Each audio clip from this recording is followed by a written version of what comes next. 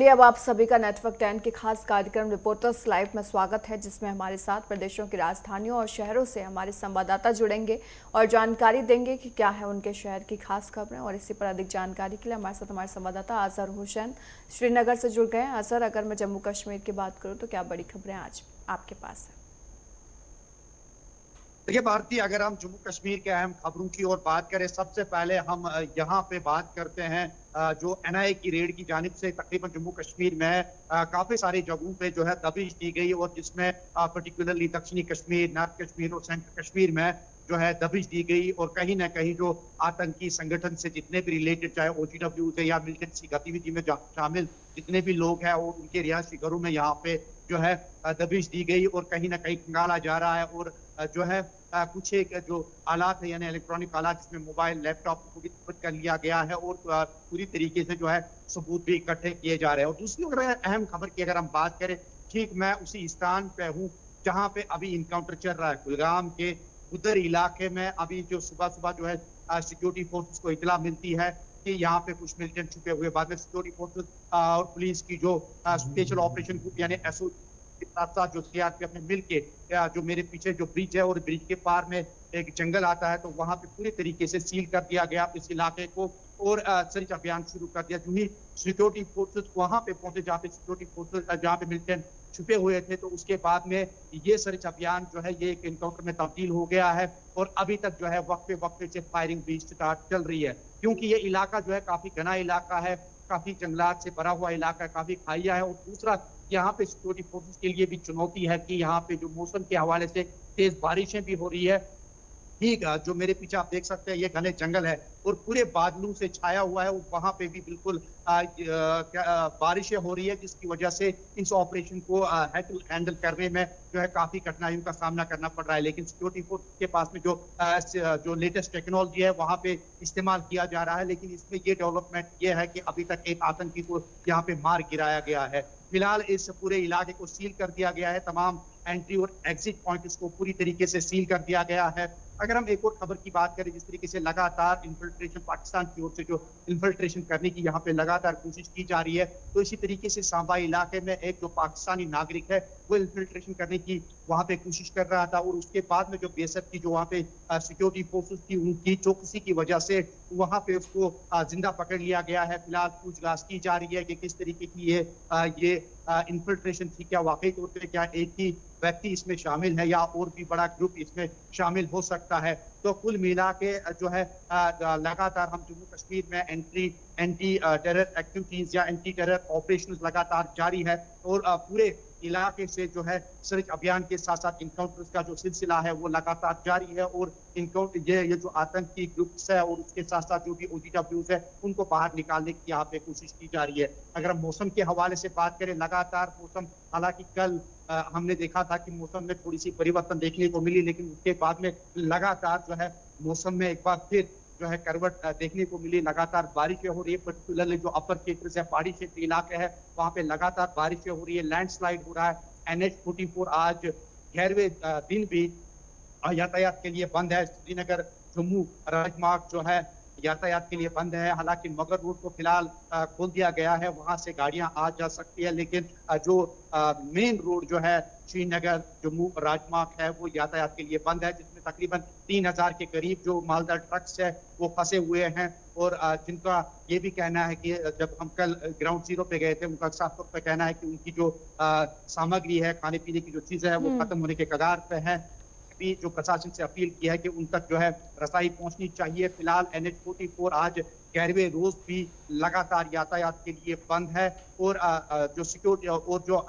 Administration है या प्रशासन है या सिक्योरिटी जो नेशनल हाईवे अथॉरिटीज है वो उधमपुर के जहाँ पे ये लैंडस्लाइडिंग हुई है नेशनल हाईवे के ऊपर, वहाँ पे मैन और मशीनरी लगा दी गई है और रोड को क्लियर करने की यहाँ पे कोशिश की जा रही है। लेकिन दूसरी खबर यहाँ पे है कि सेना की जानिब से जहाँ पे एंटी टेरर ऑपरेशन चलाए जा रहे हैं, वहीं पे सैलाब में जहाँ पे भी इफेक्टिव सैलाब मुतासरा इलाके हैं वहां पे राहत का जो ऑपरेशन है वो लगातार जारी है। हम देख रहे हैं कि दक्षिणी कश्मीर, नॉर्थ कश्मीर या जम्मू के कई एक क्षेत्रों में जो है सेना अब की बात सामने आ रही है, चाहे वैली ब्रिजेस को बनाने का काम है या जहाँ पे इफेक्टेड एरियाज है, क्योंकि अभी भी कुछ ऐसे इलाके हैं जहाँ पे अभी भी पड़ाव की स्थिति लगातार बनी हुई है। उसके साथ साथ जो सैलाब के साथ जो मलबा वो भी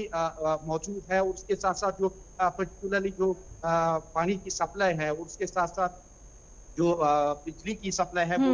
लगातार इफेक्ट हुई है। पानी की जी सप्लाई के लिए हालांकि प्रशासन बिल्कुल, कुल मिलाकर अजहर देखिए जम्मू कश्मीर इस वक्त जो है वो दो विषयों से लड़ रहा है। एक विषय जो है वो आतंकवाद, तो दूसरा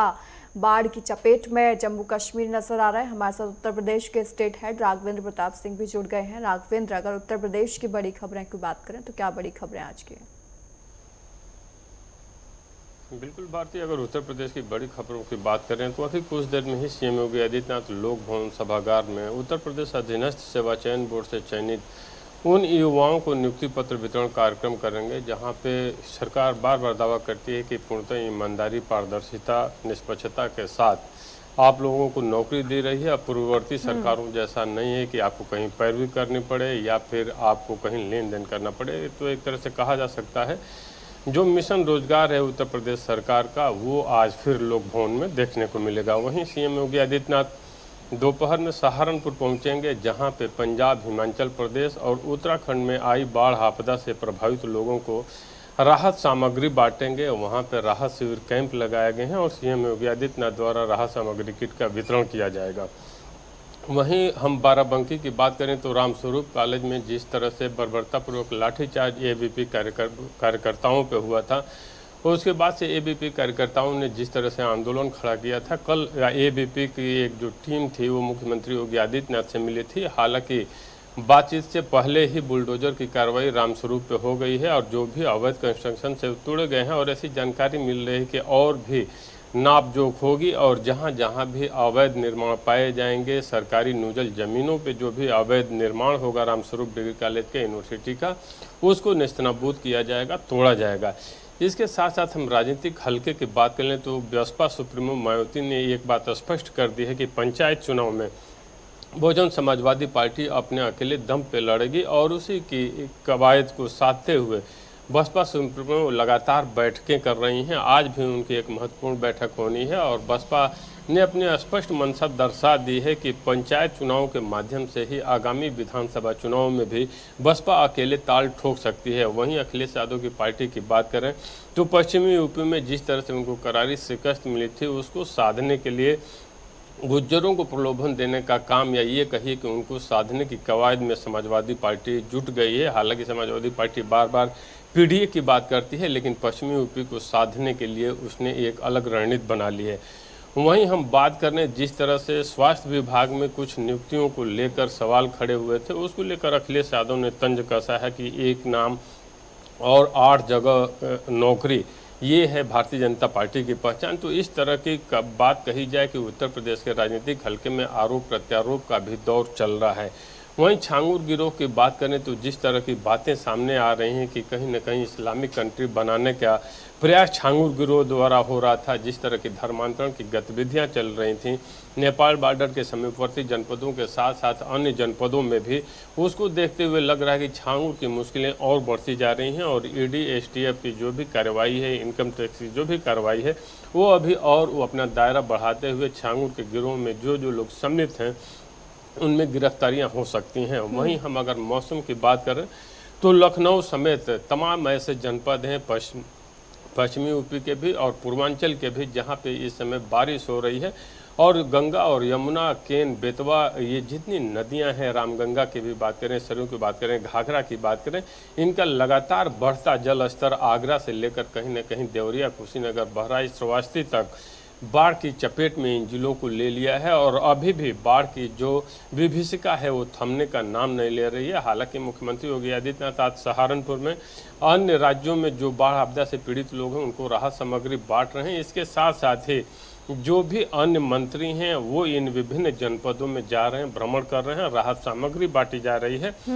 और जो जो लोग इससे प्रभावित हैं उनकी उचित देख रेख की व्यवस्था उत्तर प्रदेश सरकार द्वारा लगातार की जा रही है, ताकि जो भी इससे प्रभावित लोग हों उनकी दिनचर्या बाधित न हो, उनकी जीवन शैली प्रभावित न हो। जी भारती, बिल्कुल। देखिए, तमाम बड़ी खबरों से आपने रूबरू कराया। राघवेंद्र, आपके पास वापस लौटेंगे। हमारे साथ उपेंद्र सिंह राणा देहरादून से जुड़ गए हैं। उपेंद्र, उत्तराखंड में देखिए आज भी ये देखने को मिला कि मनसा देवी की पहाड़ी का एक हिस्सा जो है वो रेलवे ट्रैक पर गिर गया, यानी कि लगातार हादसे जो हैं वो जारी हैं। क्या अपडेट आपके पास है? देखिए, जिस तरीके से जो मनसा देवी का जो पहाड़ी का जो क्षेत्र है, जिस तरीके से वहाँ पर मलबा आया है, भीमगोड़ा के पास ये पूरा मलबा जिस तरीके से आया है, और ऐसे में जो काली मंदिर का जो है वो थोड़ा क्षतिग्रस्त जो है वो वहाँ पर हुआ है। उसके साथ साथ जो रेलवे ट्रैक था, जो कि हरिद्वार, ऋषिकेश और देहरादून को जाने वाला जो रेलवे ट्रैक था, वो भी पूरी तरीके से जो है वो उससे बाधित हुआ है। लेकिन ये जरूर है कि ज़्यादा जानमाल का नुकसान जो है वो यहाँ पर नहीं हुआ है। लेकिन जो जिस तरीके से लगातार जो बारिश हो रही है और उससे लगातार जो है भूस्खलन लगातार जिस तरीके से हो रही है, उससे काफ़ी नुकसान जो है कई जगहों पर जो है वो देखने को मिला है। हालांकि सुबह के समय पर जो है मनसा देवी की पहाड़ियों जिस तरीके से जो दरक गई थी, और ऐसे में काली मंदिर को जो वहाँ पर जो काली मंदिर थी भीमगोड़ा के पास, वो क्षतिग्रस्त हुई है। और साथ ही साथ रेलवे ट्रैक के पास जो है ये पूरा मलबा जो है वो आया हुआ है। अब हालांकि प्रशासन की जो टीमें हैं, रेलवे की जो टीमें हैं, वो वहाँ पर पहुँची हुई है और उसको साफ करने की कोशिश जो है वो वहाँ पर की जा रही है। और फिलहाल के लिए अगर बता दें तो हरिद्वार और ऋषिकेश और देहरादून जाने के लिए जो ट्रेनें हैं उसको फिलहाल के लिए जो है वो बंद किया गया है, यानी कि ट्रैक पूरी तरीके से बाधित है। तो ऐसे में फिलहाल के लिए जो है ट्रेन की आवाजाही को जो है वो रोक दिया गया है। दूसरी बड़ी खबर की अगर बात की जाए तो आज जिस तरीके से जो उत्तराखंड में जो भीषण आपदाएं जिस तरीके से जो आई हुई है, अलग अलग जगहों पर जिस तरीके की जो स्थिति प्रदेश भर में बनी हुई है, उसका जायजा लेने के लिए आज केंद्रीय टीमें जो है वो यहाँ पर पहुँच रही हैं। माना ये जा रहा है कि पहले वो सचिवालय में बैठकें करेंगे और बैठक करने के बाद वह प्रदेश भर में जहाँ जहाँ आपदाएं आई हैं वहाँ पर हवाई सर्वे के जरिए जो है वहाँ पर सर्वे जो है वो करेंगे। यानी केंद्रीय टीमों के द्वारा आज जो है प्रदेश भर में जो है वो सर्वे किया जाएगा, क्योंकि जिस तरीके से देखा जाए तो उत्तरकाशी जनपद के 3 जगहों पर जिस तरीके से जो बादल फटे थे, उसके बाद जो भारी नुकसान जिस तरीके से हुआ है, चाहे वो नौगांव की बात की जाए, सियाणचट्टी की बात की जाए, धराली की बात की जाए, इन जगहों पर जिस तरीके से भारी नुकसान जिस तरीके से हुआ है वहाँ का जायजा लिया जाएगा। उसके साथ ही जो थराली और कपकोट क्षेत्र में जिस तरीके से जो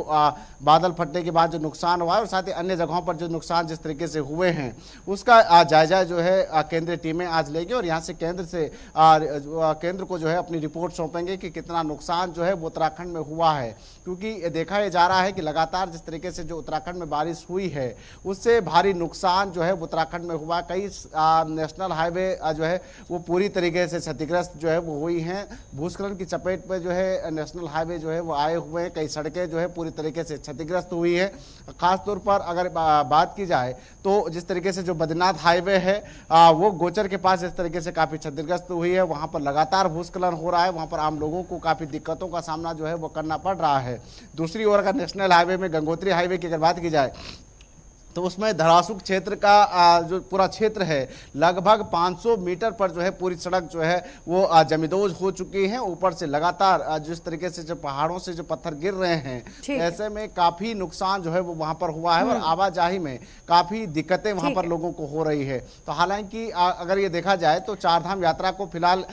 फिर से जो है जिस तरीके से बिल्कुल दिक्कतें जो है वो लगातार देखने को मिल रही है। उपेंद्र, आपके पास वापस लौटूंगी। हमारे साथ संजय चौधरी सहारनपुर से जुड़ गए हैं। संजय, अगर सहारनपुर की बड़ी खबरों की बात करें तो क्या बड़ी खबरें आज की?